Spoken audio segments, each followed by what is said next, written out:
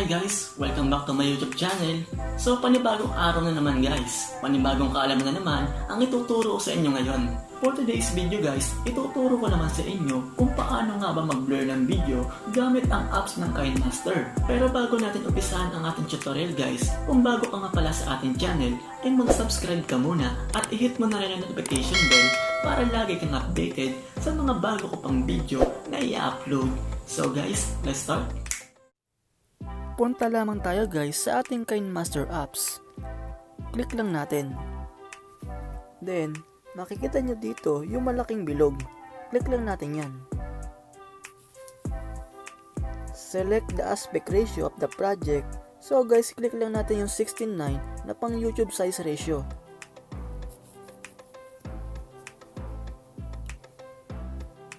At ngayon guys, mag-e-edit tayo ng portrait video na may blurred effects sa side background. Kaya click lang natin yung media.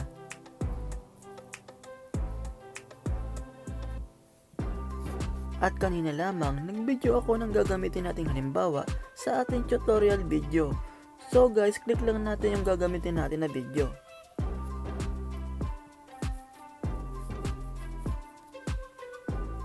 Check lang natin. Then makikita natin sa ibaba guys, yung play video ng ating i-edit. Kaya click lang natin yan. At dyan guys, may lalabas sa bandang kanan na settings na ipang-edit natin sa ating video.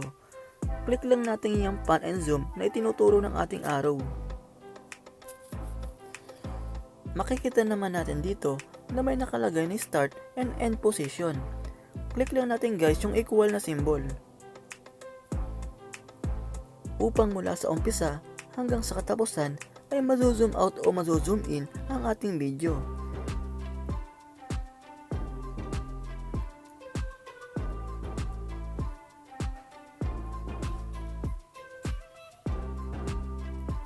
Then i-zoom in lang natin ang ating video tulad ng ating nakagawian sa pag-zoom in ng ating mga photos.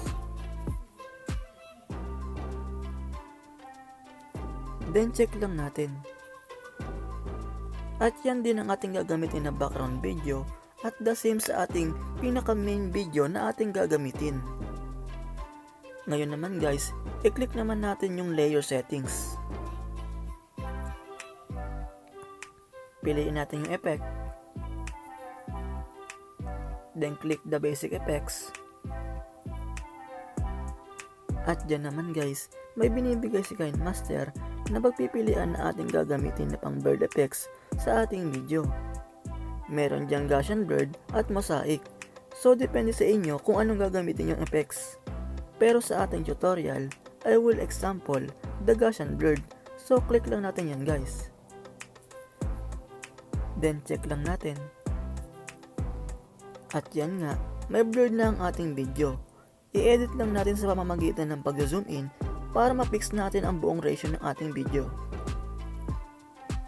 At para naman may adjust natin ang pagka-blur ng ating background video, click lang natin yung settings na nasa kanan. Then dyan, pwede nyo na ngayong i-adjust ngayon nang naayon sa gusto nyong blurred effects ng inyong background video. Halimbawa, ilagay natin sa 5. At i-check lang natin yan guys. Then i-click lang ulit natin yung ating play video. Makikita nyo naman ngayon sa left side, yung tatlong tuldok. Click lang natin yan guys. Click natin yung duplicate as layer. Then click lang natin yung pinaka-duplicate ng ating video. At i-zoom lang natin ito ng konti. So guys, ngayon naman sa ibaba, i-click lang natin yung ating effects na Gaussian blurred. Then pahabain lang natin ang span ng effects ng blurred hanggang dulo.